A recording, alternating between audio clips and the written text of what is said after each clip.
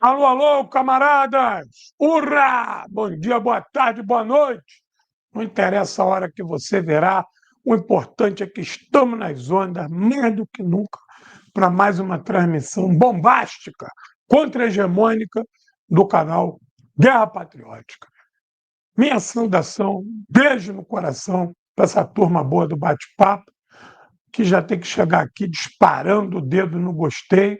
Vamos avançar hoje nas ondas. O assunto hoje é pesado, é daquele pesado, é daquele que tu fala assim, porra, é teoria da conspiração, é coisa de extraterrestre, é maluquice, é sensacionalismo barato, é para ver se esse maldito desse professor consegue fazer o canal crescer, ou ele está levando dinheiro dos russos para falar essas coisas, ou ele está levando dinheiro do Trump, dos ETs. Hoje, aquele dia, tem toda aquela confusão. Entra aqueles reaça aqui falando merda, titiotã, é aquela loucura. Hoje é aquele dia que tira o pino da granada e vai, foda-se. E vai ficar registrado aí. E vou falar igual Raul Seixas. Para aqueles que provarem que eu estou mentindo, eu tiro meu chapéu. Bom, vamos avançar. Beijo no coração. Chega disparando o dedo no gostei. Ajuda o canal Guerra Patriótica a avançar. Mais um ano se passou de trabalho, de debate sério. O canal tem crescido. Agradecer, porra, gigante, agradecimento gigante aos companheiros, companheiras, camaradas que estão aí ao pé do canhão, aqueles que cruzaram aí com a gente aí, ao longo de 2024, dando aquela força aí, que vai estar também, vão estar com a gente aí em 25 também, para a gente poder arrebentar. Entendeu? Me ajuda aí, me ajuda a ajudar o Brasil, por favor. Me ajuda a ajudar o Brasil. Vamos avançar junto nessa luta aí, disputando o algoritmo do capital, mas sem perder a perspectiva que o nosso trabalho é na rua.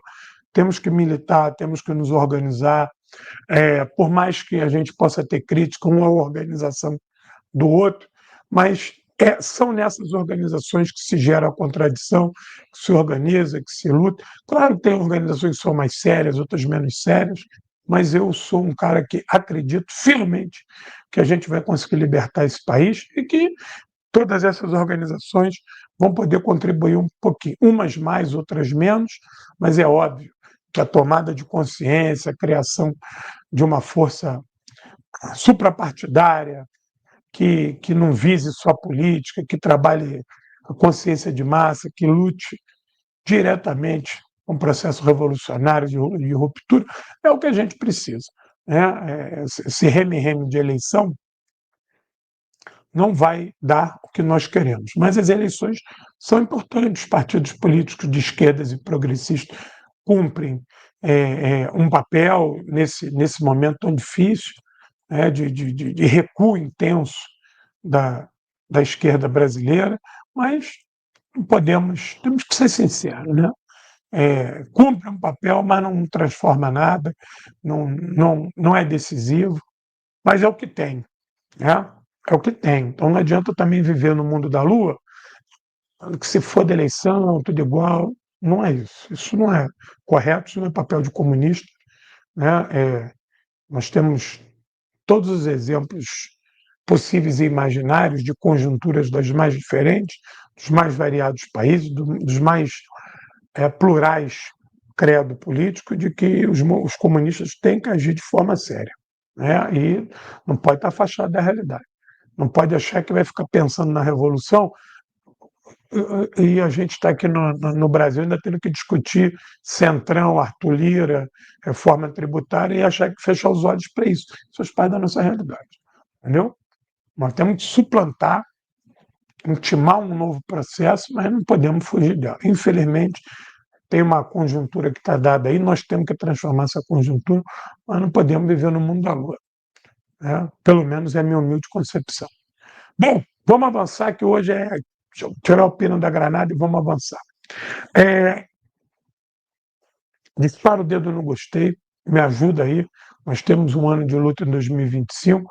Eu vou precisar que você esteja mais aqui disparando o dedo no gostei.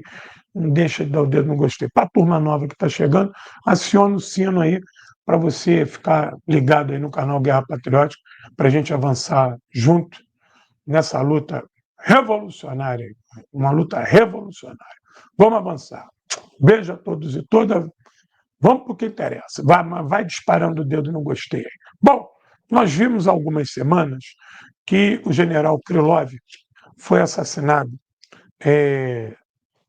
lá em Moscou, ele e o auxiliar dele.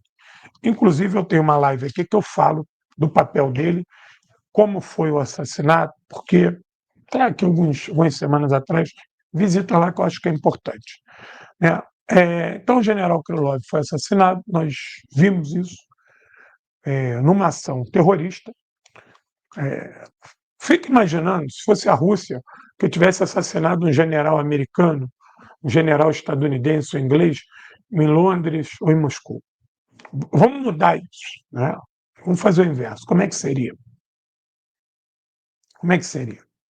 Imagina as manchetes do The Washington Post, do Daily News. Como é que seria? Como é que ia ser do Le Figaro? Como é que ia ser? Como é que ia ser a manchete dessa turma aí? O que eles não estavam gritando na OTAN?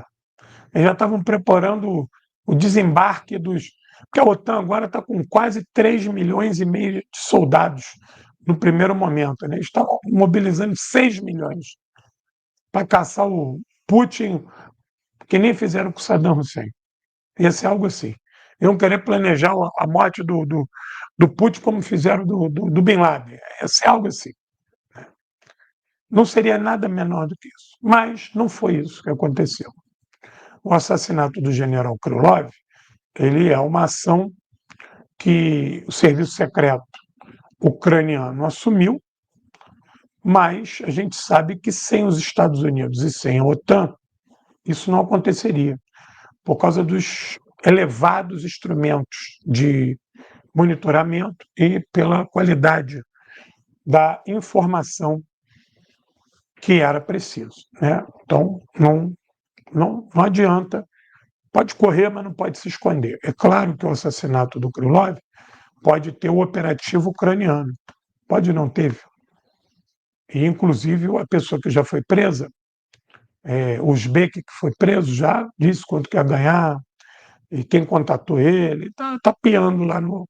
Botaram ele na gaiola, ele vai piar lá devagarzinho para explicar a história lá.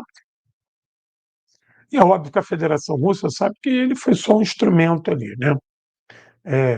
O autor intelectual está em Washington, está em Kiev, está em Londres, está em Paris, está em Bruxelas, lá estão. Aí vocês vão perguntar assim, pô, João, tu já falou lá do Krylov, por que ele denunciou, por que esse assunto vem à baile? Esse assunto vem à baile, eu acho importante a gente pontuar, porque nós vimos várias ações terroristas organizadas por Israel e pelos Estados Unidos, assassinando líderes do Hamas, líderes do Hezbollah, líderes iranianos. Desde que a Síria caiu, vários cientistas sírios já foram assassinados. Semana passada, um alto cientista iraniano foi morto em Teherã. E nós achamos que isso está no escopo, que isso está legal. Isso não acontece no Ocidente.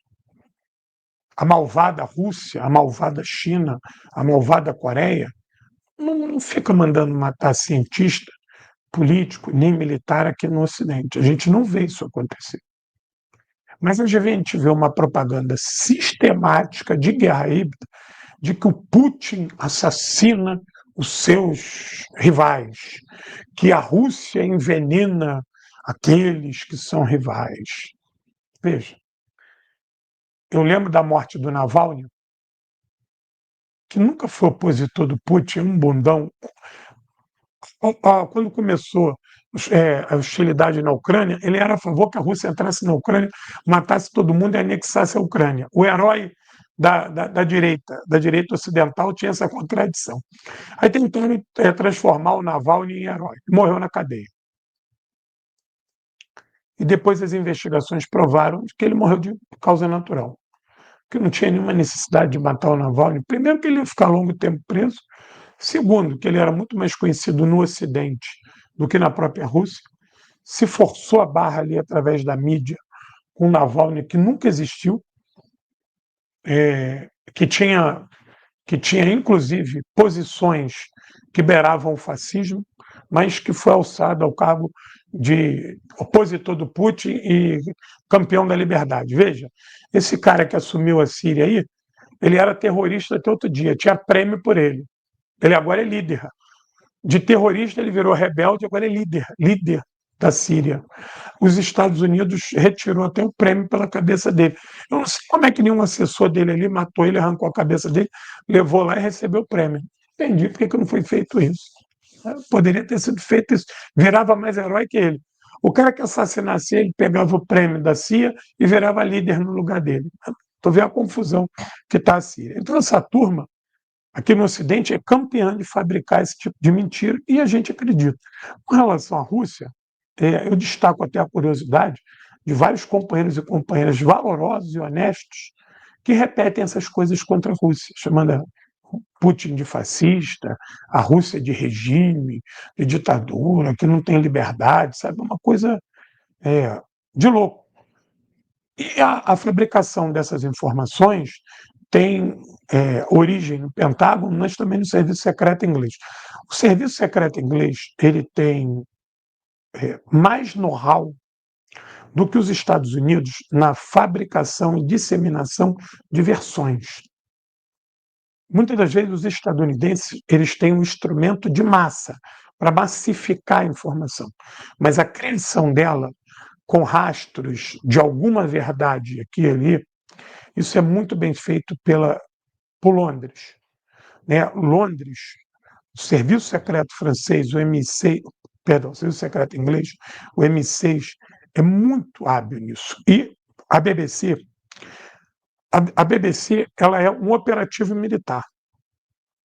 Desde a Segunda Guerra Mundial, que a BBC foi incorporada como parte do arsenal militar inglês. Então você tem jornalistas, repórteres ingleses que trabalham para as agências militares inglesas na fabricação de informações que vão ser direcionadas com objetivos militares e políticos no mundo todo. E que essas informações vão transitar e vão ajudar na formação dessa concepção, às vezes, esdrúxula que setores progressistas na América Latina, no mundo e aqui no Brasil têm, sobre China, sobre Coreia, sobre Rússia, de acreditar que, que lá é uma ditadura perigosa, que não pode ter oposição ao Putin, que não pode ter oposição na China, enquanto que em Kiev todos os partidos de esquerda estão proibidos, tem quase 200 mil presos políticos na Ucrânia hoje, os setores progressistas todos calados, os sindicatos todos fechados, e ninguém fala nada. Ninguém fala que o Zelensky é ditador. O Zelensky não fez eleição, aí fala assim, mas o país está em guerra. Como é que vai fazer eleição? Simples, os Estados Unidos fez eleição em guerra, a Inglaterra fez eleição em guerra. Isso aí, se a Ucrânia quisesse fazer eleição, faria. Kiev não está à beira de cair, então poderia ter feito eleição, mas não fez, né? E a justificativa é a guerra. Isso é um fato curioso. O Roosevelt ganhou a eleição com os Estados Unidos em guerra. Então, isso aí é. Mas a guerra está dentro do seu território. A guerra, em tese, está no território de maioria russa. De maioria russa. Então, a eleição teria até mais legitimidade, porque seria a maioria ucraniana que iria votar. Mas, enfim, isso aí é uma outra discussão, mas cabe o registro. Cabe o registro. Se o Zelensky tivesse tanta certeza que ele era a melhor pessoa indicada, ele poderia ter feito a eleição. Ele poderia ter feito a eleição.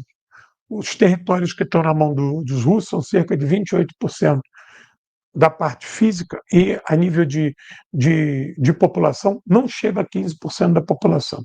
Não chega a 15% da população. Bom, o Bashar al-Assad, com a Síria dividida, destruída em guerra, fez eleição e foi muito bem votado. Isso aí quem quiser acreditar nessa versão, que acredite. Eu fico cá com meus botões. Então, pois bem, então essa fabricação de notícias, elas acompanham uma sistemática. O assassinato do general Krylov Primeiro que teve um silêncio muito grande, da mídia brasileira. A mídia brasileira diz o seguinte: General Krylov, que era acusado de crimes de guerra, foi assassinado. Quem o acusava de crimes de guerra? A Ucrânia. A Ucrânia apresentou alguma prova? Porque todas essas acusações de crimes com armas biológicas ou bacteriológicas, elas deixam grandes digitais no meio ambiente, nos corpos das vítimas. Que, se é uma coisa que é muito fácil ser detectado, é esse tipo de crime. Não há nenhuma fotografia sobre nada disso. O general Krylov, ele foi o cara que começou a investigar a presença dos laboratórios farmacêuticos, entre aspas, patrocinados pelos Estados Unidos e pela OTAN dentro do território ucraniano. Preste atenção nisso que eu vou falar. Nós vimos a convergência, a partir de 2014, com a Euromaidan, uma convergência de toda a OTAN com o caminhar político da Ucrânia, a partir de 2014. Né? A gente pode, se a gente fosse usar o método, a linguagem jornalística do Ocidente, a gente ia dizer o seguinte: a partir de 2014, a Ucrânia fechou o regime. 2014 foi o fechamento do regime. A partir de 2014, a gente vê que a Ucrânia vai se tornar um país cada vez mais fascistizado, um país belicista e um país contundentemente à disposição do imperialismo ao leste. A Ucrânia de hoje me parece muito a Polônia da segunda metade da década de 30. Estava à disposição do fascismo, com um governo extremamente reacionário, mas era pintada para o mundo como um país legal e a vítima da União Soviética, mas não era vítima da Liga das Nações e não era vítima do fascismo, porque ela balançava o rabo para isso tudo. É a Ucrânia desse momento. Só que a Federação Russa começou a falar que em 2001, esses laboratórios começaram a ser notados na Ucrânia. Nós estamos falando de 2001. Nós estamos em 2024, 25. Né? Eles começaram a ser notados. E que, óbvio, que o serviço de inteligência russo foi monitorando aquilo ali, foi olhando. Por quê? Na região de Donetsk, principalmente, essa maioria russa entrava e saía da Rússia com maior facilidade, cruzava a fronteira por causa dos laços familiares e culturais. É óbvio que o serviço secreto russo estava ali tendo essa informação. O processo político vai se radicalizar na Ucrânia com um golpe contra o Yanukovych. O Yanukovych foi apiado do poder, porque ele foi um presidente eleito. Não há nenhuma contestação à eleição do Yanukovych na Ucrânia.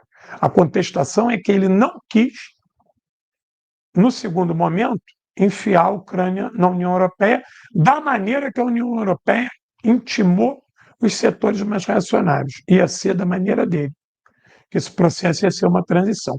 Porque naquela época, a economia da Ucrânia não é essa desgraça que era hoje. Então, o mínimo de nacionalismo que tinha nele, ele sabia que se ele enfiasse a Ucrânia na União Europeia daquela maneira, essa União Europeia, essa Ucrânia ia ter que se vergar aos gatilhos, né, a dinâmica comercial e econômica da União Europeia, e isso ia ser devastador para essa tentativa de recuperação da indústria ucraniana, que ele tentava fazer parceria com os russos. Por quê? Porque a Ucrânia, naquele momento, tinha como maior parceira comercial a Rússia, devido a todos os laços ainda com a União Soviética. Então, as economias ali estavam numa sintonia muito grande. E a União Europeia queria tirar a Ucrânia dessa sintonia com a Rússia, queria foder a Rússia, privar a Rússia dessa sintonia e estava de olho nessas riquezas ucranianas, que em parte já estavam todas na mão de empresas privadas, mas muitas ainda de empresas ucranianas ou com parte de capital ucraniano ou com participação do Estado ucraniano. Ou seja, existe um mínimo de soberania naquela Ucrânia capitalista. A gente pode dizer que era um neocapitalismo, né? Uma brincadeira, entre aspas. Então, tem o golpe contra o Yanukovych, essa Ucrânia vai virar um caldo de fascismo, os batalhões Azov, setor à direita, aquela revisão na história da Segunda Guerra Mundial, esses setores, todos já ligados a essa figura aqui. Essa figura aqui é uma das figuras mais importantes no processo de destruição do que restou do mundo socialista no leste europeu. Essa figura aqui tem um papel importantíssimo. George Soros, da tal da Open Society, essa figura ela participou da ligação em transformar o Papa Karol Wojtyła, o Papa João Paulo II, ele confessa que trabalhou para a CIA. O Papa João Paulo II, ele tem um papel importantíssimo na derrubada do socialismo no leste europeu, principalmente na Polônia. E a ligação dele com Solidariedade é vergonhosa. Ambos, né? Ambos. Só uma lembrança, o Sindicato de Solidariedade existe hoje até na Alemanha.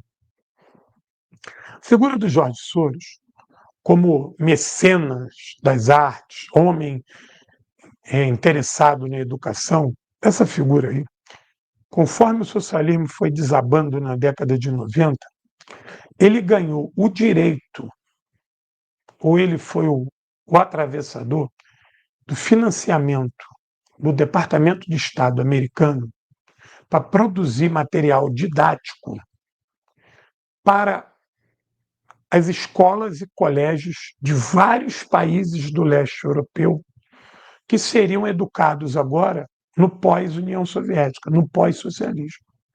Então, o resgate do capitalismo naquela parte do mundo, naquele momento, ficou a cargo dessa figura aqui. Ele financiava essas ONGs, a ONG dele, a Open Society, foi a ONG mãe, várias outras ONGs, e a primeira área que ele penetrou foi a área da educação. Veja como é que a questão da educação é importantíssima. Como ele está aqui no Brasil também. Ele está aqui no Brasil também.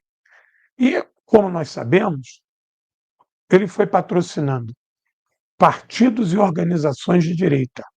Vários outros milionários participaram disso. A CIA pegou essa turma e soltou eles todos no leste europeu e falou: vai para lá e produz o que vocês têm de pior, porque é o nosso melhor. Eles vieram para lá, tomando o lugar do Estado, que estava sendo destruído e privatizado,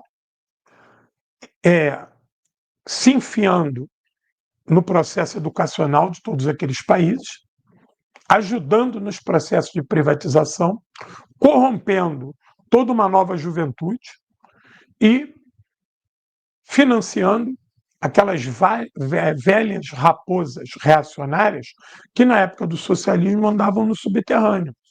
Botava a cara. Botasse a cara e sacode.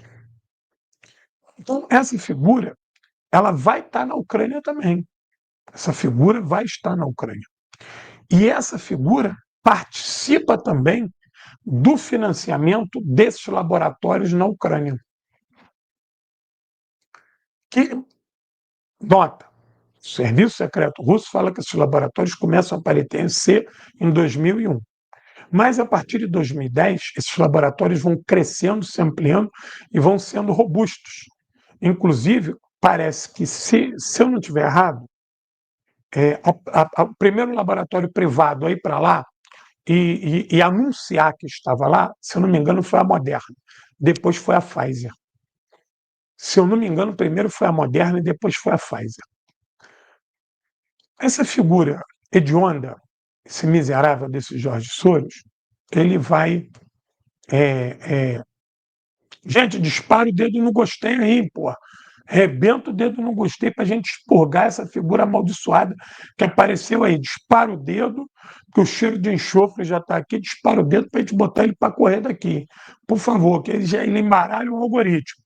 Eu botei a cara do Jorge Soros no algoritmo aqui no YouTube. Eu falo assim: ele é bolsominion, ele é fascista, é reacionário. Daqui a pouco aqui no bate-papo tá cheio de liberal, filha da puta, achando que eu estou rendendo homenagem. Daqui a pouco aparece o Tabata Amaral aqui mandando beijinho para mim. Por favor, dispara o dedo no gostei para a gente expulsar essa gente daqui. Daqui a pouco vem Luciano Huck, Angélica de táxi. Por favor, tira essa gente daqui. Vamos embora. Vamos obliterar a presença desses reacionários que aparecem aqui batendo palma para maluco dançar. Vamos tirar essa gente, mandar rezar para pneu lá na casa do caralho, sinalizar para ET no inferno, não vem para cá atazanar a gente, não. Então, essa figura vai chegar nos laboratórios. Laboratório militar. Né? Laboratório militar, todo mundo tem, mas ninguém confessa. Todo mundo tem. Né? Todas as grandes potências trabalham em estudar não só como é que tu fode a vida dos outros, mas como tu não deixa que os outros fodam a tua. Ou seja, você trabalha com medidas e contramedidas. Muitos desses laboratórios militares trabalham com patógenos, porque, veja, independente de uma guerra bacteriológica, ou uma guerra biológica, ou uma guerra química, você pode ter desastres, né? Como foi a Covid. Vou falar da Covid. Vamos dar um exemplo. Covid não é exemplo, não. Vamos falar da febre espanhola. No início do século XX, aqui no Brasil, matou gente pra caralho, e que não sei o quê. Foi um surto, muito ligado a esse caminhar de, de imigrantes, né? E as difíceis condições de saúde do Brasil, matou gente para caramba. Inclusive, a minha bisavó, antes de casar com o meu bisavô, ela perdeu 2 filhos aqui no Rio de Janeiro para febre espanhola. E sabe o que foi o curioso da minha bisavó? Ela era uma pessoa muito pobre, morava aqui no Morro de São Roque, no Rio de Janeiro, e as condições de saúde eram tão precárias na cidade, tão difíceis. A minha avó nasceu em 25, já é do segundo casamento. Isso aí, então, deve ter sido mais ou menos ali entre o final da década de 10, deve ter sido essa data aí mais ou menos. Né? Depois a turma confere aí quando é que foi o grande surto de febre espanhola aqui no Rio de Janeiro, que foi nessa data aí. O primeiro filho dela morreu e ela não podia enterrar. Primeiro que não tinha serviço funerário, não tinha ambulância, não tinha hospital, não tinha nada disso, década de 10. Então, o primeiro filho dela morreu, ela embalou num lençol e a ordem do governo do Rio de Janeiro era colocar a pessoa na porta, porque você não tinha como levar o corpo. Primeiro, que você era pobre. Segundo, que não tinha serviço público. E terceiro, que todo mundo já sabia o que estava contaminando. Então, não podia ter gente na rua, cortejo, essa coisa não podia ter. Então, o corpo era colocado na rua, os vizinhos iam avisando, e um serviço contratado pela prefeitura ia lá pegar o corpo e levar para enterrar, e depois tu tinha que deixar um bilhete no defunto com nome, pai, mãe, endereço. Depois eles colocavam na tua porta, entregavam na tua porta, na tua casa, onde que ele foi enterrado, a campa, e era tudo cova rasa. Enterrava tudo na cova rasa mais rápido e barato possível, porque ninguém pagava mesmo, não tinha dinheiro, como é que ia pagar? Né? E depois o segundo filho dela, parece que no intervalo de meses, morre também, do mesmo jeito. Ela fica muito doente, mas não morre. Embalou o filho e botou ali. Olha a tragédia que é isso. Então, fica a cargo, muitas das vezes, nessas grandes potências, o estudo disso por militares. Os civis estudam também nos centros médicos, mas os militares estudam também como é que a transmissão desse tipo de coisa pode ser feito a nível de ataque, de ação militar. essa transmissão foi uma fatalidade, é uma coisa. Outra é aquilo ter sido inoculado na sociedade para criar algum problema nela. Então, esses laboratórios, eles são muito sigilosos, eles são muito secretos.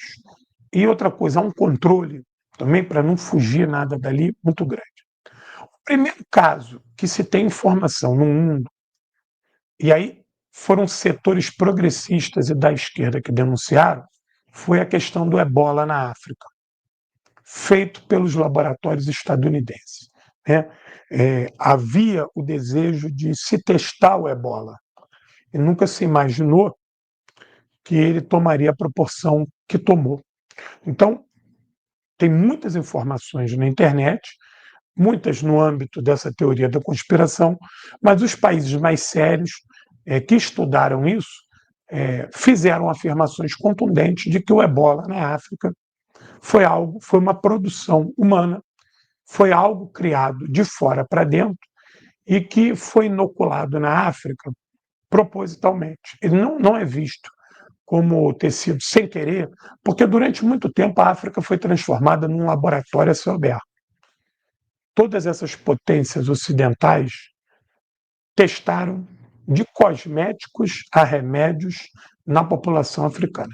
Um dos primeiros países a denunciar isso é Cuba, porque Cuba vai lutar as guerras na África e tem acesso a essas informações.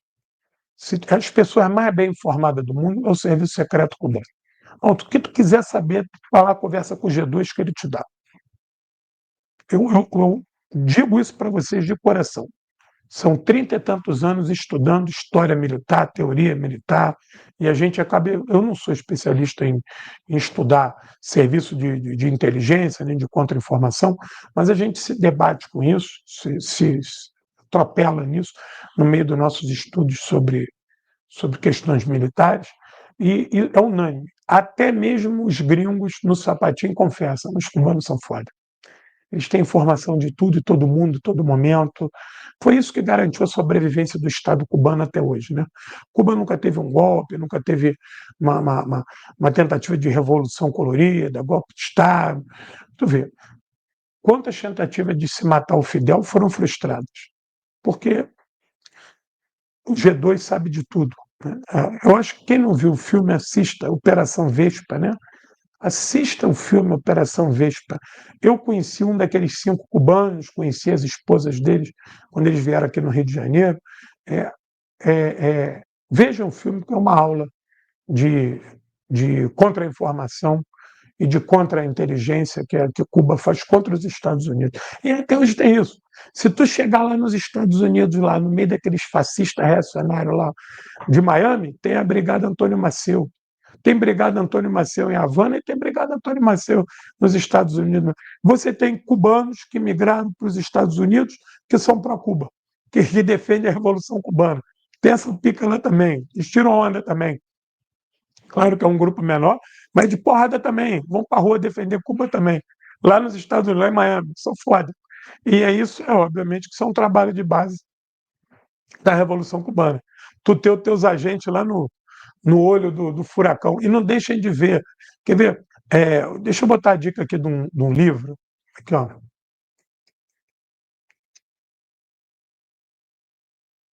eu botar a dica de um. Eu já dei a dica desse livro em vários momentos, mas toda hora chega gente nova aqui no canal, então não custa nada dar essa dica. Esse livro, ele custa, se eu não me engano, R$ 10. Deixa eu só contar a história desse livro. Eu já comprei mais de 30 livros desses. Eu já comprei mais de 30 livros desses. Sempre que eu passava num sebo, eu comprava. Aí eu passei num sebo aqui no Rio de Janeiro, que ainda tinha ali perto da Praça Tiradentes, tinha acho que 13 livros desses vendendo. Custava R$ 10. Aí eu falei pro cara assim, pô, tu me faz um desconto? Aí o cara falou assim, não, me dá R$ 100 e leva todos. Eu dei R$ 100, comprei todos os livros. Eu dei para vários amigos meus, logo assim que eu comecei o canal, e enviei para os outros de presente. Só que anteriormente a isso, eu já tinha comprado 5 num lugar, aí eu fui numa feira do livro no Largo da Carioca, tinham 4 vendendo, 4 livros vendendo, acho que era R$ 5, fui lá e comprei, dei também para os outros. É um livro que eu panfleto. Tem 2 livros que eu panfleto, que é Meu Inimigo Sou Eu, sobre a Palestina, e Os Nossos Agentes em Havana. Eu panfleto esse livro. Se eu pudesse, eu gostaria de reeditar esse livro para dar, para vocês verem o que o serviço secreto cubano faz com os inimigos.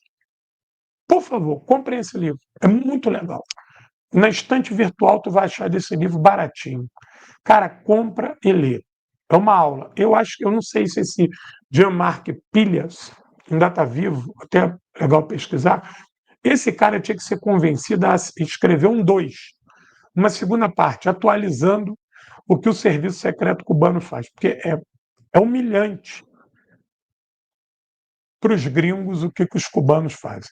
Inclusive, eles financiavam vários cubanos que eles acreditavam ser contra-revolucionários, enchiam os caras de dinheiro, os caras recebiam dólar para caralho, pegavam dólar e entregavam ao governo cubano e viviam nababescamente com o que os caras pagavam lá no exterior, né? Eram, em tese, cubanos que fugiram de Cuba, que odiavam Cuba.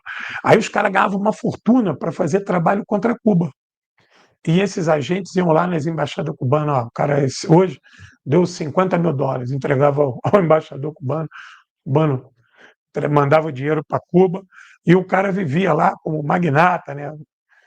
Os gringos pagando, achando que ele era gussano, e não era porra nenhuma. Ele estava com a Revolução, pegava todo o dinheiro da CIA, do Serviço Secreto Europeu, e mandava para Cuba e fingia que fazia o trabalho em Cuba.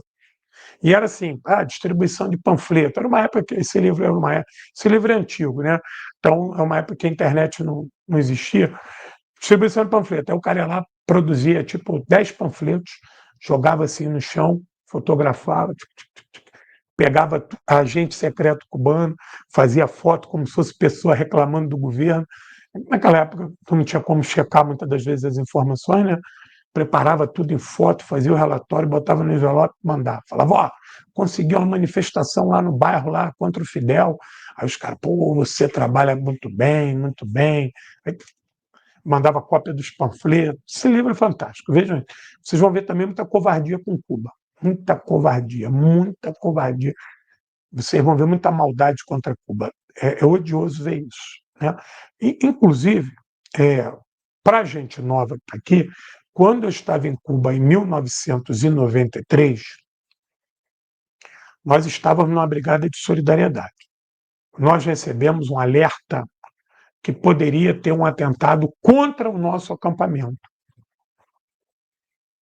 porque eram muitos brasileiros, inclusive estrangeiros, na brigada de solidariedade. Nós recebemos esse alerta.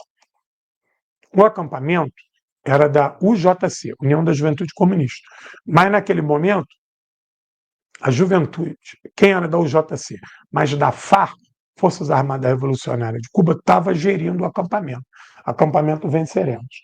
Então tinham muitos militares da FARC, todos civis, jovens, tu não sabia que eles eram oficiais da FARC, tu achava que eles eram só membros da juventude do partido. Então teve uma reunião que eles estavam querendo descentralizar. Como a nossa brigada tinha 100 e tantas pessoas, dividir nos outros acampamentos, porque ali tinha muitos estrangeiros e um atentado ali poderia vitimar muita gente. Inclusive, os cubanos chegaram a discutir terminar a brigada, mandar a gente ficar um pouquinho em Havana passeando, botar a gente no avião e mandar a gente de volta para o Brasil. Chegou a se discutir isso. Mas a direção da brigada, na qual eu não fazia parte, eu era uma criança, tinha 17 anos, tem um camarada chamado Índio, do PT, que eu conheci lá, o cara firme, bicho. Não sei se está vivo ainda. Se tiver, vocês mandem um beijo para ele. Meu irmão, aquele cara firme, firme, do PT de São Paulo. Nunca mais vi aquele cara. Espero que continue firme, né? Porque o PT a gente sabe o que virou. Ele foi um dos que peitou lá. Não, nós vamos ficar aqui. Nós viemos aqui para trazer a solidariedade a Cuba e a gente vai ficar. Foi quando os cubanos falaram assim, então, nós precisamos treinar vocês. Nós vamos precisar de 5 pessoas para ajudar na segurança do acampamento na parte da noite. Por quê? Porque vocês conhecem vocês.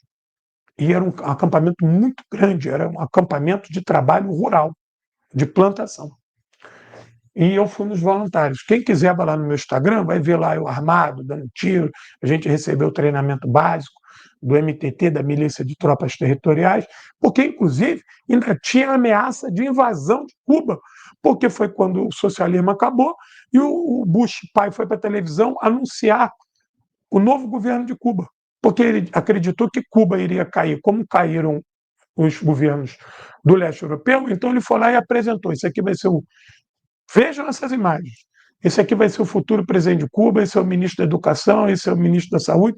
Foi para a televisão nos Estados Unidos e apresentou o novo governo cubano, cara, que já estava pronto a ir para Cuba, assumir o governo e administrar a ilha para não ter caos. Olha a loucura. Já tinha navio americano, unidade militar pronto para cercar a ilha e empossar o novo governo. É seríssimo. E a gente no meio desse turbilhão. E a gente foi numa brigada de solidariedade e estava no meio desse turbilhão. E aí nós passamos num acampamento e o cara falou assim para a gente, o cubano: ó, amanhã vocês vão colher o alho desse acampamento. Então era uma plantação de alho gigantesca. Eu nunca tinha visto alho ali in natura, na terra, não sabia nem como é que colhia alho. E a gente foi, nesse dia, fazer limpeza de canal de irrigação. Na volta, fomos. Aí ele falou: ó, amanhã vocês vão colher esse alho aí, tá tudo certo. Fomos. Trabalhamos esse dia inteiro nesse lugar, retornamos para o acampamento de noite para dormir, né? Aí, ó, aí o cubano falou: ó, o alho de vocês aí amanhã vai ser aqui. Fomos. Dormimos, jantamos. No dia seguinte, acordava muito cedo, a gente ia trepado em caminhão, ia naqueles caminhões, naquelas caçambas de carregar cana, a gente ia agarrado em tudo quanto era coisa, trator, ônibus, que era muita gente, né? Quando nós chegamos no acampamento de alho, o acampamento de alho tinha sido incendiado.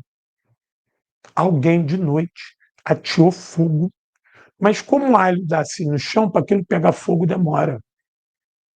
E aí eles mostraram indício de óleo. Alguém de noite veio com óleo queimado, né, e incendiou, aquilo pegou fogo de noite, ninguém olhou. Ou seja, uma sabotagem. Uma sabotagem para a gente. Aquilo foi um recado para a gente. Uma coisa ficou um tanto assustadora ali, né? Os brasileiros com medo, os cubanos com medo que a gente sofresse alguma coisa, e aí definitivamente a gente passou a ficar de noite, esse grupo que foi treinado, esse professor que vos fala foi um desses, a gente passou a ficar de noite armado. E aí a gente integrou ali durante os últimos 15 dias a segurança do acampamento junto com os cubanos da FARC. Então, curioso essa questão da inteligência cubana, que eu estou mostrando para vocês. Compre esse livro aí, que vocês vão gostar muito. Voltando para a inteligência russa, ela passou a monitorar esses laboratórios e o crescimento desses laboratórios. Eles foram se expandindo fisicamente e o trânsito, a entrada e saída de pessoas desses laboratórios também passou a ser grande. Como eles estavam em Donetsk, os russos começaram a seguir essas pessoas que chegavam nesses laboratórios e saíam. Os satélites estavam de olho nas informações, o abajur, fica ali, monta um abajur bem montado para monitorar, né? A campana boa, e você vai vendo quem é quem. Então, o trânsito de cientistas estadunidenses, ingleses, franceses, começou a fluir muito para essa região. Quando teve a Euromaidan, essa região se tornou um ponto fechado. E uma radicalização e perseguição aos russos étnicos, né, quem fala russo. E aí vai acontecer o problema da Crimeia, a guerra da Crimeia, vai acontecer as tentativas separatistas de Lugansk e Donetsk, e o apoio tácito, foi um apoio tácito russo ao governo de Lugansk e Donetsk, que não queria ser ucraniano. Mas os laboratórios estavam ali na Berbeta. Uma parte desses laboratórios recuou. Então, a partir de 2014, eles aumentaram em número, mas eles mudaram para a parte definitivamente ucraniana. E como aquela região foi militarizada por causa da guerra com Lugansk e Donetsk, então esses laboratórios eles tiveram mais liberdade para agir. E começaram a agir intensamente, intensamente, intensamente, intensamente. Foram agindo a granel. E os russos de olho. Só que a inteligência russa passou a ter dificuldade para ver o que estava acontecendo naquela região que agora militarizada, em guerra com Lugansk e Donetsk. Então você já não tinha facilidade de ter trânsito de vigia. Você já não conseguia ver isso de maneira tão clara como tu via quando estava antes em Lugansk e Donetsk. Esse processo foi evoluindo, evoluindo, evoluindo, até esse momento aqui. Até esse momento aqui, cadê? Que foram os jogos. Essa é uma discussão que está enterrada no Ocidente, mas nós precisamos recuperar. Esse canal aqui foi um dos primeiros a dar isso, foi um dos primeiros a dar isso no Brasil. Tenho esse orgulho, tenho esse orgulho. Pode pegar a data da live que eu fiz disso e a data que isso saiu no Brasil. Eu fui um dos primeiros a falar disso. Foi um dos primeiros. Que foram os jogos militares em Wuhan, na China, como um epicentro da pandemia de Covid-19. O epicentro da pandemia de Covid-19 foi, segundo a alegação do Ocidente, começou em Wuhan, no mercado ali de peixes e de produtos frescos. Essa é a versão do Ocidente. A China confessa que Wuhan foi o epicentro. E eles falam que tinha um laboratório chinês em Wuhan. E a China nega que os laboratórios seus em Wuhan trabalhassem com patógeno da Covid-19. Nega, peremptoriamente. Inclusive, a China permitiu inspeção de agentes da ONU, inspeção parcial, onde não era área secreta, para que eles comprovassem, recolhessem resíduo e o cacete. E realmente, os inspetores da ONU falaram: não, aonde nós investigamos não tinha nada. E se ali fosse um local exposto, não tinha como ficar reduzido essas áreas secretas, teria se expandido. Só que nesse mesmo momento aconteceu os Jogos Militares em Wuhan. Mais de 140 nações, 9.308 atletas. Entre funcionários, voluntários, entre todo mundo, mais de 300 mil pessoas circularam em Wuhan de 18 a 27 de outubro de 2019. Mais de 300 mil pessoas. A maioria estrangeiros. A maioria estrangeiros. Se a gente rebobina naquela época de rebobinar a fita lá do videocassete, se tu rebobina a fita, vamos rebobinar a fita, tu vai lembrar dos laboratórios, lá na Ucrânia. Quando a Rússia tomou aquela região no início de 2022, o general Krylov foi à frente das suas tropas bacteriológicas. Deixa eu ver se eu acho a foto aqui, ó. Espera aí.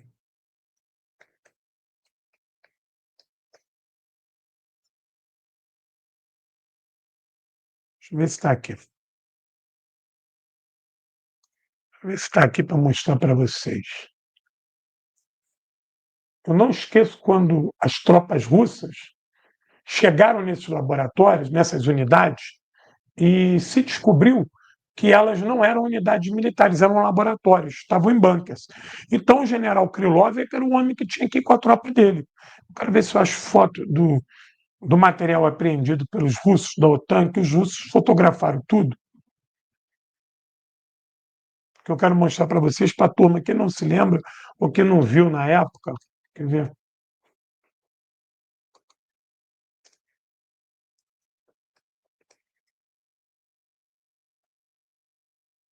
Os russos mostrando, fotografando e denunciando. Mas ninguém no Ocidente se interessou em divulgar, não. Entendeu? Foi uma aqui, outra ali. e não saiu em grande circuito, não. Não está aqui, não estou achando. Aí, ó. Não está aqui, gente. Lamento, desculpa, é que eu só lembrei disso agora. Quando o general Krylov chega lá em 2022 e começa a inspecionar, ele descobre nos laboratórios o vírus da Covid-19 sendo manipulado naquela região. Na mesma hora, ele denuncia isso, e há uma grande denúncia da Rússia no mundo todo, falando: ó, esses laboratórios manipulavam isso aqui, isso e outras barbaridades. Isso e outras barbaridades. E aí, a Rússia começa a fazer uma investigação criteriosa na região e começa a descobrir que vários hospitais de Lugansk e Donetsk fizeram tratamentos e testes com ucranianos que ficaram muito doentes ou morreram, e que foram tratamentos que não tinham prontuário e que foram feitos sem autorização da família.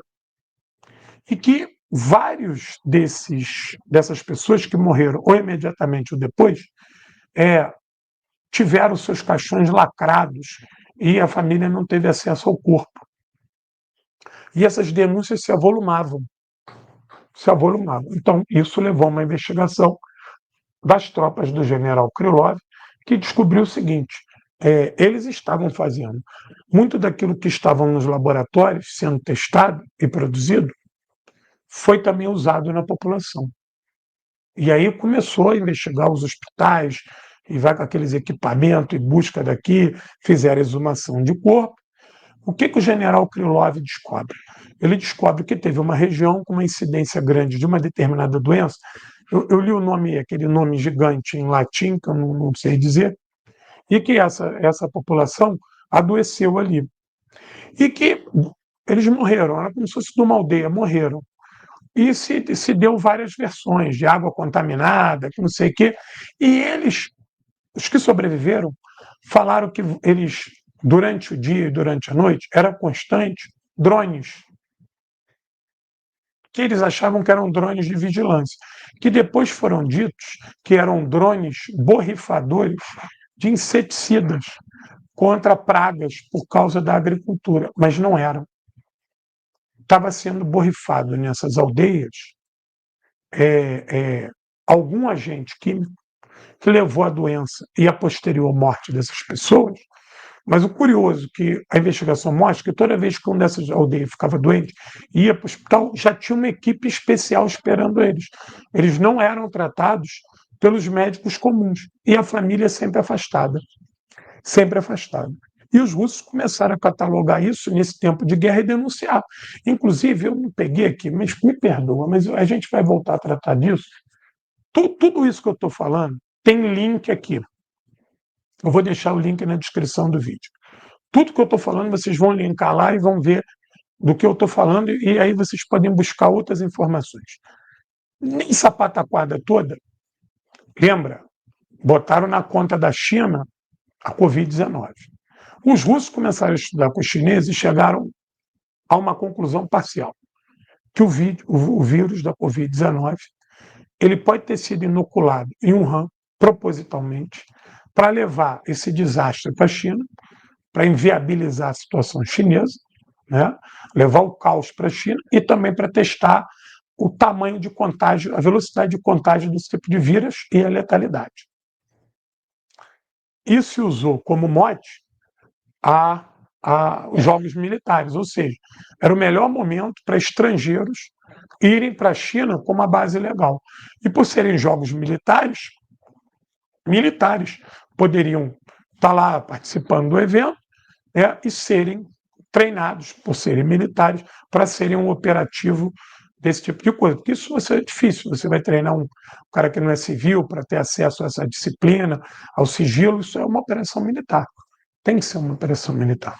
Não pode ser qualquer um. Então, Rússia e China começaram a estudar isso junto e divulgar vários relatórios de que aí é que a porca torce o rabo. Aí entra isso aqui, ó. Aí vai entrar essa CDC aqui, ó. CDC é o Centro de Estudo e Controle e Prevenção de de doenças, né, bacteriológicas, de vírus, dos Estados Unidos. Essa turma vai estar, isso é um órgão estatal estadunidense. O CDC estava na Ucrânia. Os russos vão achar farta documentação do CDC nesse laboratório na Ucrânia. Só que o CDC ele era parte das pesquisas na Ucrânia, mas ele não era parte do operativo militar na China, se é que realmente foi feito. Quando muitos desses militares estadunidenses voltaram para os Estados Unidos e ficaram doentes, e a alegação é que Wuhan era o epicentro, o CDC procurou esses militares, testou e descobriu que boa parte deles era portador ou foi portador da Covid-19. Eles tiveram contato com a Covid-19 lá em Wuhan. Parece que houve 2 ou 3 mortes, se eu não me engano, só a posteriori, mas muitos desses militares tiveram contato com o vírus lá e não teve problema nenhum. Depois, os Estados Unidos proíbem esses militares de darem qualquer tipo de informação para o CDC. Eles seriam testados e tratados pelos laboratórios militares. Entendeu? Eles não seriam mais tratados pelo CDC, que parcialmente, por ser um órgão estatal, mas ele é civil. Apesar de estar participando da operação na Ucrânia. Lá é uma coisa. Então, o CDC avisa, antes da pandemia, que militares estadunidenses eram portadores da Covid-19. O CDC avisa isso. Vocês podem pesquisar isso que eu estou falando. Isso levou a uma investigação no The Washington Post.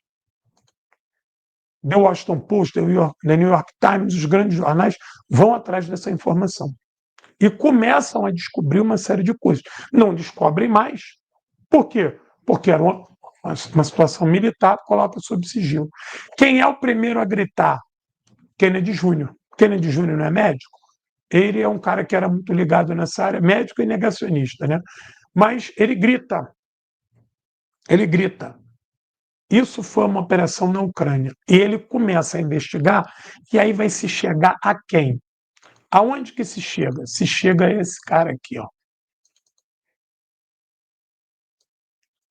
Vai se descobrir que boa parte dos laboratórios civis e militares que eram usados pelos Estados Unidos em separado e pela OTAN em conjunto na Ucrânia tinham um fundo que era bancado pelo fundo Jorge Soros, o Open Society, e pela Rosemont Seneca. Mas quem é Rosemont Seneca? Isso é um fundo de participação que atua em várias áreas. Descobre-se que quem lidera o Rosemont Seneca é Hunter Biden, filho de Joe Biden. Não esqueçam, começa lá atrás o Trump e o Kennedy Jr., que nem eram parceiros. O Kennedy Jr. era democrata, e o Trump começa a denunciar o interesse do Biden e dos democratas na Ucrânia com base no Rosemont Seneca, que é o fundo que banca esses laboratórios. Então, a intervenção estadunidense na Ucrânia era o imperialismo clássico, não era o interesse do Estado estadunidense, eram de setores privados da economia estadunidense que estavam sendo protegidos pelo Estado estadunidense na manipulação e na intervenção na Ucrânia. Para disfarçar a operação lucrativa dessa gente e também de fundo militar, você começa a instigar o problema com a Rússia. Não, os Estados Unidos estão aqui, que a Rússia quer invadir, o separatismo russo, que isso, que aquilo. Aí você começa a trazer uma discussão militar. E aí você começa a fabricar um bando de notícia contra a Rússia. A Rússia é malvada, a Rússia quer tomar a Ucrânia, a Rússia quer isso, a Rússia é isso, a Rússia é aquilo outro, para disfarçar a presença da Rosemont Seneca, do Hunter Biden, do Jorge Soros, dos democratas, da Moderna, da Pfizer, da OTAN, nesses laboratórios dentro da Rússia. Essas informações do Trump, naquele momento, interessavam a Rússia. A Rússia falando, está vendo? Não somos só eu que estamos falando. Lá nos Estados Unidos tem gente falando. O que a indústria de informação, o que o jornalismo de guerra faz? Começa a falar que a Rússia está intervindo nos Estados Unidos, que a Rússia está intervindo no processo político estadunidense. Começa a criar essa coisa. Intervenção nenhuma. O que houve foi uma convergência de informações. A denúncia que os republicanos faziam contra os democratas interessava a Rússia. É óbvio que a Rússia pegou parte dessa informação e juntou e anexou ao seu discurso para provar. Está vendo? Nós estamos falando, ninguém quer ouvir, mas lá nos Estados Unidos, eles mesmos estão confessando que estão fazendo essa porra. E aí, para desmoralizar esse discurso que servia aos dois polos e que legitimava a denúncia, começou a dizer que aquilo era uma intervenção da Rússia no processo político e que os russos estavam manipulando esse processo e que o Trump era amigo do Putin, e o Putin é amigo do Trump. E que, na verdade, são dois fascistas, ditadores, reacionários, começa uma fabricação de informações que coloca um no colo do outro, como se eles tivessem interesses comuns. Não. O Trump queria ganhar a eleição e o Putin queria que os Estados Unidos saíssem da Ucrânia. Eram interesses difusos. E aí começou a massificar. Isso chega nas esquerdas liberais do mundo todo. No Brasil, ninguém nunca se questionou o Biden, o Hunter Biden, a Richemont, Seneca, o George Soros, a CDC, o ID americano, o FDI. Ninguém cobra nada.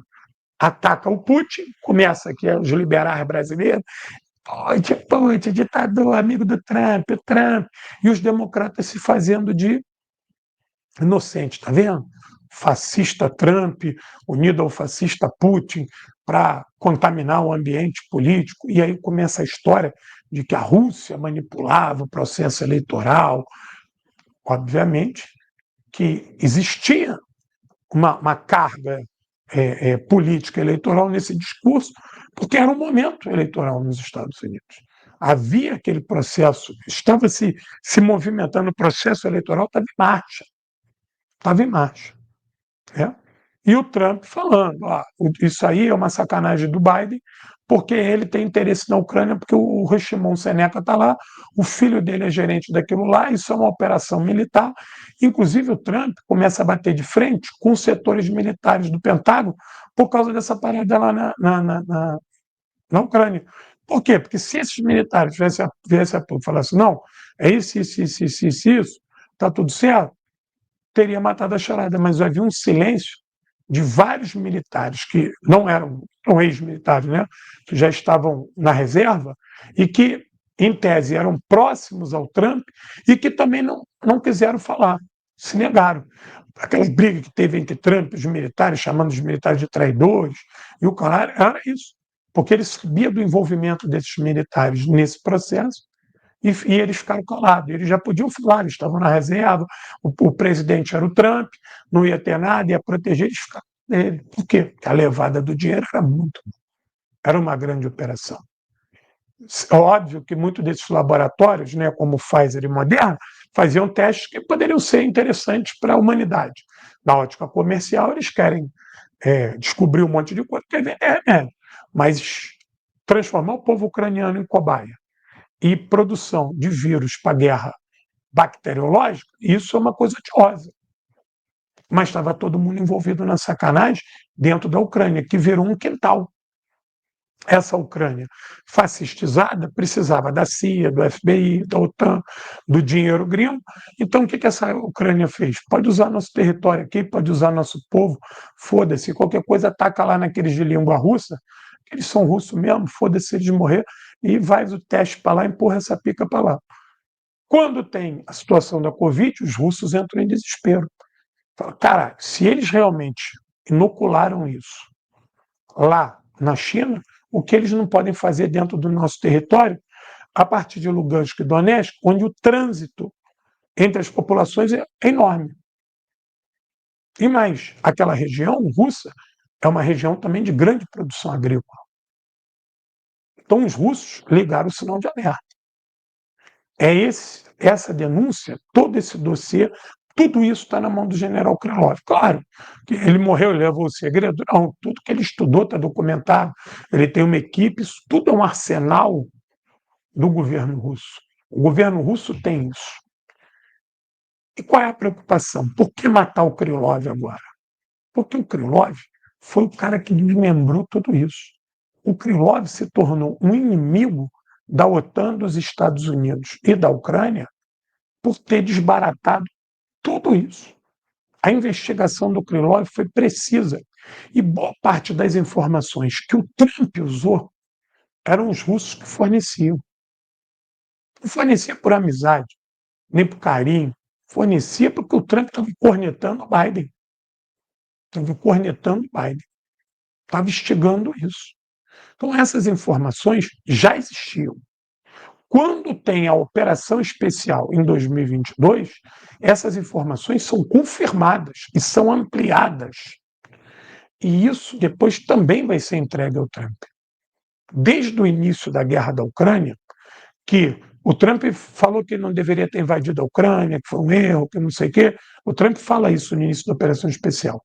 Mas depois, quando começam a aparecer as denúncias dos laboratórios, o Trump vai na onda. O Trump começa a cornetar o Biden, a briga deles lá, e ele começa a citar as informações que os russos vão disparando. Só que a imprensa russa não tem penetração no Brasil, não tem penetração na Argentina, não tem penetração no México, não tem penetração na Europa. Veja a perseguição a Sputnik e a RT. Vários locais da Europa e da América do Norte, Estados Unidos e Canadá, a RT e a Sputnik estão proibidas de operar.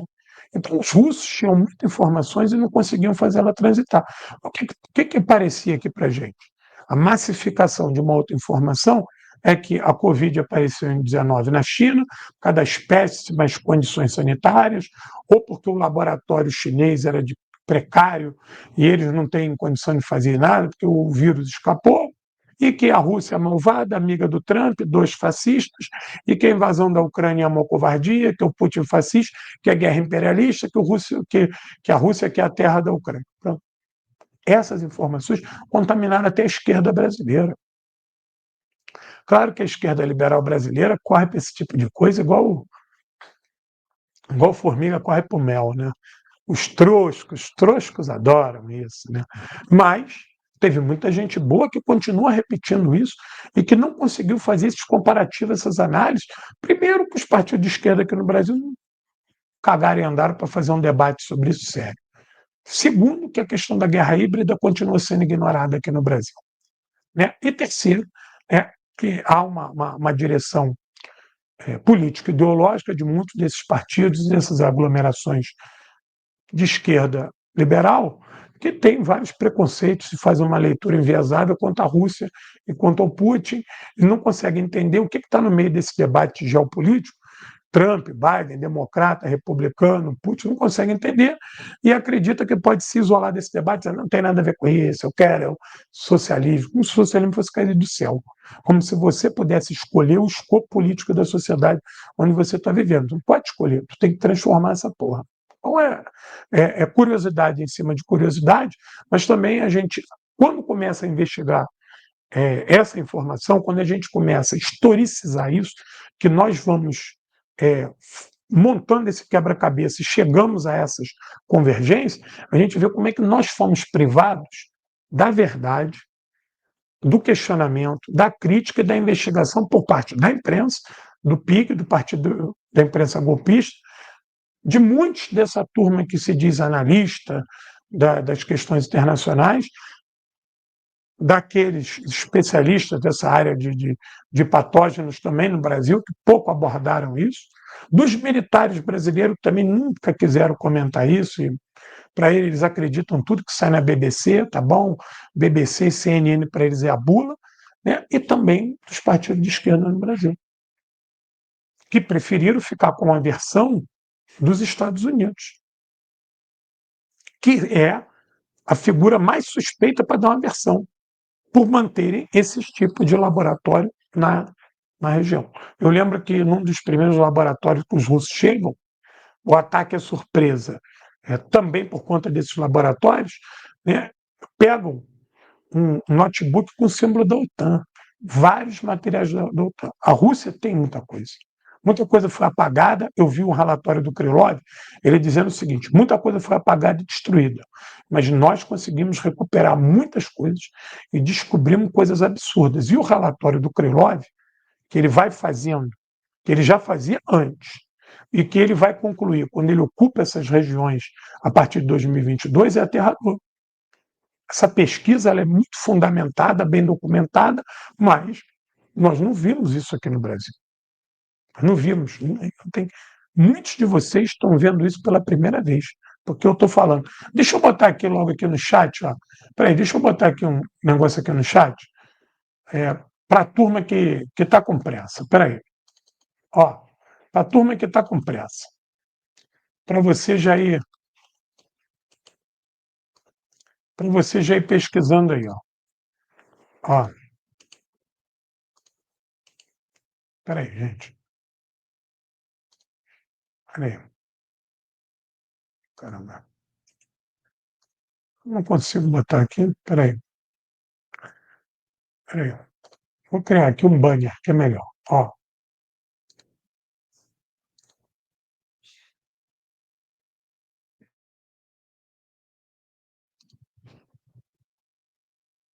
Ó. Coloquei aí. Primeiro link aí. Mas eu vou botar na descrição do vídeo para todo mundo. Ó.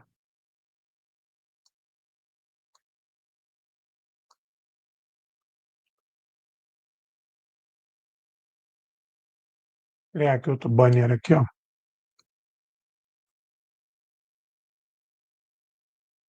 Ó. Tô botando aí.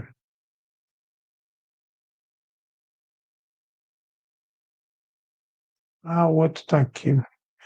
Não, o outro tá. Eu printei a página, eu ponho lá na descrição. É que eu printei a página. Eu vou botar na descrição. Vai estar lá na descrição. O outro link. Entendeu? Aí tem a tabela, inclusive, tem um estudo que vocês vão ver aqui com a tabela da progressão do contágio nos Estados Unidos a partir dos jogos de Wuhan, a partir dos jogos de Wuhan. Então, o Krylov foi morto como uma vingança. A guerra na Ucrânia está chegando ao fim. O Krylov se tornou uma das pessoas mais odiadas pela Ucrânia e pela OTAN, porque ele comanda isso. Há um medo muito grande de que, ao final da guerra, a Rússia comece a produzir relatórios impactantes mostrando isso. Claro que a Rússia tem aquela coisa da paciência estratégica, em homenagem ao meu amigo Lineker, que chega a ser chato para a gente, aqui no Brasil, isso. O latino é dinâmico, a gente quer ver a porrada cantar. Talvez eles deem um tempo de maturação para isso. Mas também pode ser que eles comecem a divulgar isso no final do conflito, que está próximo, que está bem próximo. E que o Krylov tinha que morrer. O Krylov virou o alvo, porque o Krylov desvenda isso, disseca isso. Por mais que eles tenham censurado isso, tenham proibido o trânsito disso aqui no Brasil, o Krylov foi o cara que pentelhou isso até o final. Então o Krylov estava marcado para morrer. Krylov foi vítima de uma vingança pelo trabalho que ele fez. Ele não jogou arma química em ninguém, ele não deu ataque disso em ninguém, isso é uma mentira. Não tem nenhuma prova disso. A Rússia não precisa usar arma química. Eu já falei para vocês, a arma química é uma arma defensiva. Tu joga arma química aqui e foge. Quem está atacando não pode jogar arma química, senão tu vai ser vítima da arma química. Então isso é uma mentira, isso é uma arma que não se usa mais, não precisa mais disso. A Rússia está matando na bala, vai matar na bala. Se tu usa arma química, é proibido. A opinião pública toda fica contra você. Se tu matar ela na bala, está tudo certo. Entendeu? Então a Rússia está matando na bala, no foguete. Quem tem Orishnik não precisa de arma química. Então essas acusações contra o Krylov são pueris, mentirosas, absurdas, é só para justificar o assassinato dele. Mas por que ele foi assassinado? Porque ele se tornou um cara muito importante. ele se tornou o cara que desvenda essa sacanagem, que acaba com essa pilantragem, entendeu? E isso causou um ódio muito grande da Ucrânia, da OTAN, dos Estados Unidos, em particular, do Biden, né? Porque ele expôs o Hunter Biden, expõe a Seneca, que era dirigida por Hunter Biden. Então, isso é terrível, terrível, terrível. E vem a vingança. Se a guerra ainda fosse seguir muito tempo, talvez eles nem matassem o Krylov agora. Mas eles tinham que deixar essa marca e tentar produzir também uma escalada para fazer com que a guerra se torne mais difícil para o Trump terminar. Mas eu acho que eles estão esperneando para os finalmente. Gente, olha aqui, deixa eu pedir ajuda de vocês aí. Livro do camarada Joseph Stalin, por favor, me ajuda aí, me ajuda aí. R$ 80 com frete grátis para todo o Brasil. Me ajuda também com o livro aqui, O Exército Vermelho na Mira de Vargas. Me ajuda aí, R$ 80 com frete grátis para todo o Brasil. Livro que conta o lado B da entrada do Brasil na guerra. E O Exército Vermelho e o Aço Vermelho e os Segredos da Vitória Soviética, um livraço para você conhecer a epopeia do Exército Vermelho na luta contra os fascistas. Se você comprar os 3 livros, R$ 240, com frete grátis para todo o Brasil, o que acontece?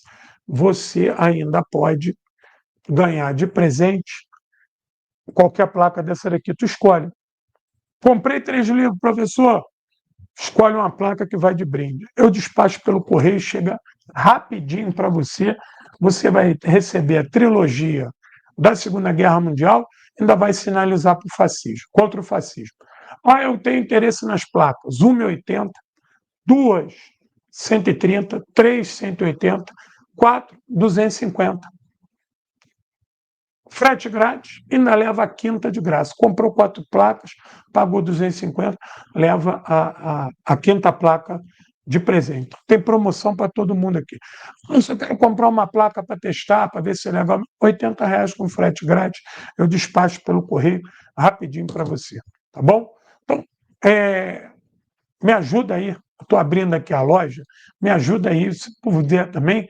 Dispara o dedo no gostei, não deixa de ir no gostei aí, para a gente fazer esse vídeo denúncia avançar.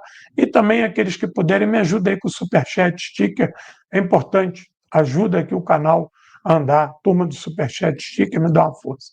Vai lá no Telegram também, canal Guerra Patriótica. Eu já estou com 2.800 lá no Telegram, vamos tentar fazer a gente chegar a 3.000 lá.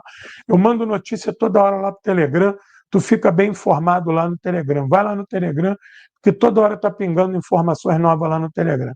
Não deixa de ir lá no Telegram, que é muito importante. Mais um pedido, me ajuda, por favor, com o Instagram. Me ajuda com o Instagram. @Guerra Patriótica, @Paiol Literária, @Geoestratégia Estudo. Não me deixa, por favor, de me ajudar. É importante a gente estar ali no Instagram para divulgar o nosso material, a nossa luta. Me ajuda com o Instagram, por favor. Não me abandona no Instagram. Vai lá no telefone já, dá o teu ok lá e vamos embora. Bom, vamos voltar aqui para a questão do general Krylov e da guerra da Ucrânia. Essas convergências desses laboratórios, né, do grande capital privado da indústria farmacêutica, mais as operações militares estadunidenses e da OTAN. Quando eu falo estadunidense e OTAN, porque existe os Estados Unidos dentro da OTAN e existe os Estados Unidos carreira solo. Entendeu? Tem muita coisa que ele faz com a OTAN, mas tem muita coisa que ele faz carreira solo. O cupicha dos Estados Unidos para fazer coisa errada é a Inglaterra. É uma simbiose de canalhas ali. Mas os Estados Unidos é carreira solo também. Eles têm a parada dele que eles não dividem com a OTAN, não. Entendeu? Porque a OTAN, eles olham a OTAN como um instrumento menor.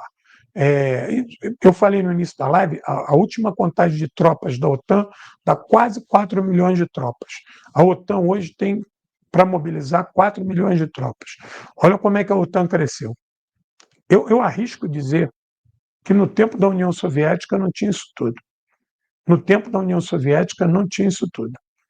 Olha o tamanho da bagaça, né? Então, essa convergência fez da Ucrânia uma plataforma de agressão à Rússia. Qual era o troco? O troco era deixar que todas essas forças fascistas dos estados bálticos, da Polônia e da Ucrânia andassem solta. Você não podia coibir essa turma. Essa turma era uma mão de obra que te interessava para combater a esquerda. Porque a esquerda na Ucrânia, na Polônia, nos estados bálticos é perigosíssima. Porque, seja qual for a esquerda, ela atrapalha essa turma fascista, a bundona que passa a ser, mas ela vira instrumento de denúncia. Ela encurrala esses planos da Ucrânia. E como eles transformaram a Ucrânia num bastião anti-Rússia, fascistizado, então essa esquerda tinha que ser combatida. E a melhor maneira era soltar os cachorros fascistas deles. Então, esse batalhão Azov, setor à direita, essa turma toda, ela vai ser constituída por mercenários, por ucranianos, mais mercenários, vai ser alimentado esse ódio contra a Rússia, vai se explorar essa discussão de Rússia se expandindo para o oeste, invadir a Europa. A gente sabe que não é nada disso. A Rússia nem tem exército para isso, nem tem força para isso. A Rússia luta para se defender. Né? É justamente o contrário. A expansão é em direção ao leste. E isso é deveras perigoso, porque a capacidade que eles tiveram de alterar a realidade e de contar, falsificar a história da Covid, falsificar a história da Ucrânia, falsificar a história da Rússia, omitir essa questão dos laboratórios é aterradora. Veja a questão dos capacetes brancos na Síria, né? Na nossa saudosa Síria. Quantas vezes eles simularam ataques químicos e bacteriológicos na Síria para culpar o Bashar? As coisas encenadas, vários vídeos denunciando esse tipo de encenação. Foi a mesma coisa que fizeram lá no Iraque, contra o Saddam Hussein no Iraque. Na guerra Irã-Iraque, inclusive, foi o Irã que usou arma química e que deu errado. Né? Aquele inspetor brasileiro que denunciou isso, eu esqueci o nome desse cara, tem um excelente documentário sobre ele, a filha da puta prostituída da Globo, conseguiu fazer um documentário sério sobre aquele cara, que eu esqueço o nome dele, que ele é afastado da ONU, porque ele denuncia isso, falou, ó, o Iraque não tem arma química, e se tem, foi fornecida pelos Estados Unidos, todas as armas químicas do Iraque foram entregues e destruídas, e aquele ataque que vocês falam foi o Saddam Hussein, não foi. Foi o governo do Irã que jogou, que deu errado, o vento se levou para a própria população iraquiana e ela morreu. A investigação que a gente fez, e aquele produto era um produto iraniano que estava se defendendo. O Iraque estava na ofensiva, o Iraque estava atacando. Então, é completamente falso isso. Ele tem dossiês, ele foi afastado da ONU porque ele revela a verdade. Então, a todo momento, essa denúncia de arma química, vem contra sempre o lado que a gente está. É sempre o lado do sul global que é acusado disso. Mas, historicamente, nós sabemos que os principais laboratórios estão aonde? Quem é que sempre fez uso disso? Quem foi que usou pela primeira e única vez armas nucleares de maneira desnecessária? Os Estados Unidos. Você vê o silêncio das autoridades ocidentais com os ataques dos ucranianos contra as usinas nucleares de Zaporizhzhia e de Kursk. Eles iam produzir acidentes nucleares dentro da Ucrânia. E há silêncio sobre isso. Ninguém reclamando sobre isso. Se fossem os russos atacando uma usina nuclear, como seria? Então, se fosse volto à primeira pergunta da live, se fosse a Rússia patrocinando o assassinato de um general estadunidense nas ruas de Washington, como seria isso? Silêncio. Silêncio total. Eu aproveito para dar uma enrabada também na diplomacia brasileira, que ela fica em silêncio com relação a isso. Eu sei que o Lula e o seu governo estão tendo uma atitude coerente com relação à Rússia, coerente e respeitosa, mas ao silêncio do Brasil quanto a essas sacanagens da OTAN. Só que o Brasil esquece que ele pode ser vítima disso também. Se a gente for, nesse ano que está entrando, peitar perigo que o Trump pretende ser para a América Latina, nós vamos sofrer também. As ações de guerra híbrida e de desestabilização contra o Brasil vão crescer. Então é importante que o Brasil saiba de que lado que ele está. Não dá para ficar em cima do muro, não, achando que vai agradar os Estados Unidos, vai ser amiguinho da Rússia. Isso não existe. Em cima do muro é cabo de vidro. Eu vi um vídeo do Fiore falando da questão da guerra da Ucrânia e eu assino embaixo. O principal foco de discussão de conjuntura internacional do mundo, principal foco de conjuntura internacional global está na guerra da Ucrânia. A guerra da Ucrânia tem um peso para o futuro gigante. A guerra da Ucrânia é um divisor de águas para o sul global. Isso nada tem a ver em gostar do Putin, se achar o Putin legal, isso nada tem a ver com se eu vou ficar do lado da OTAN ou não, isso tem a ver com o padrão que o Ocidente coletivo decidiu adotar, que é fazer uma guerra à torta e à direita, patrocinar as forças mais reacionárias sem o menor pudor e alterar a realidade que circunda isso a partir de informações falsas usando a guerra híbrida. O que aconteceu na Síria agora é extremamente perigoso. Um exército que combateu durante 14 anos, que tinha 3.500 tanques, não usou nenhum e caiu de Maduro e se entregou para um bando de terroristas. Se entregou para um bando de terroristas. A partir de uma ação meticulosa de suborno, de falsificação da história, de manipulação. Isso é estarrecedor. Se a Síria, que era uma sociedade que estava em guerra, radicalizada, com especialistas iranianos, russos, iraquianos, tudo ali, caiu na mão de uma escória filha da puta, tu imagina a gente. Imagina a gente. Imagina a gente. Com esse bando de zumbis de internet andando por aí, desses abobalhados, bando de frouxo, alienado, pobre de direita, fascista de pele escura, reacionário tupiniquim, como é que é isso? Então, o Brasil tem que ficar de olho, o governo Lula tem que ficar de olho.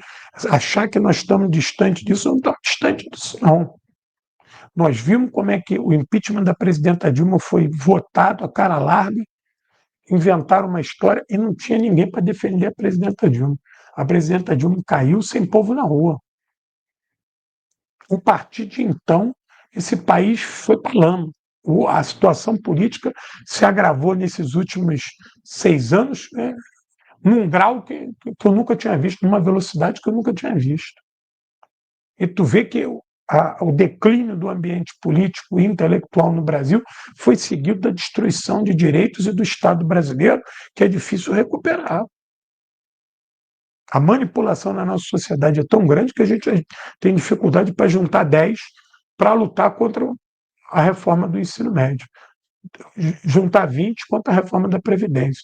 Juntar 30 contra a reforma trabalhista. Isso é perigoso. Isso é perigoso. As informações sobre a guerra da Ucrânia, sobre os objetivos da Rússia na Ucrânia foram completamente deturpados aqui no Ocidente, e isso veio cá, porque a América Latina consome o lixo do Ocidente. Aquilo que não presta, eles empurram logo aqui para a América Latina. Nós temos que perceber o seguinte: o Ocidente não é amigo. E a gente achar que todas as informações que transitam no Ocidente e que elas têm que ser vistas aqui sem o menor senso crítico, isso é a nossa destruição. Às vezes eu vejo até nossas mídias alternativas reverberando coisas que são absurdas, completamente absurdas. A postura da Rússia na Ucrânia é um divisor de águas. É importante para o sul global. A gente não conseguir fazer essa leitura é tacanho demais. É bem tacanho mesmo. Eu acho absurdo. Quando fala de Rússia, guerra imperialista na Ucrânia, não conseguiu observar o que estava em jogo na Ucrânia. A Ucrânia vai sair da guerra agora, vai ser obrigada a assinar uma paz que é ruim para ela. Mas quem está obrigando ela a assinar a paz é a OTAN. Foi a mesma OTAN que obrigou ela a lutar, agora está obrigando ela a assinar uma paz e perda de terreno. Só que ela vai ficar gestando o ovo da serpente naquela sociedade, que está lotada de fascistas. Ali virou um quartel-general fascista do caralho. Vamos ver a merda que vai dar lá. Camaradas, é isso. Muito obrigado a todos e todas. Batemos um papão. Eu vou botar os links aqui. Eu acho que revelar esse tipo de coisa para mim como historiador é muito importante, trazer essas análises, juntar esses cacos da história que ficaram por aí. Isso é importantíssimo. Nós temos que observar esses sinais, que eles trazem uma carga histórica muito grande. E que esses vários momentos que eu transitei aqui, que eu quis trazer para vocês, eles montam um quebra-cabeça importante do Sul Global. Nós temos que alavancar a luta desse Sul Global e sempre de olho na perspectiva dos BRICS. O BRICS pode ser algo revolucionário para a gente. Não percam essa pegada. Não percam essa pegada. Pode ser algo revolucionário para a gente. Beijo no coração, vou recuar. Hurra!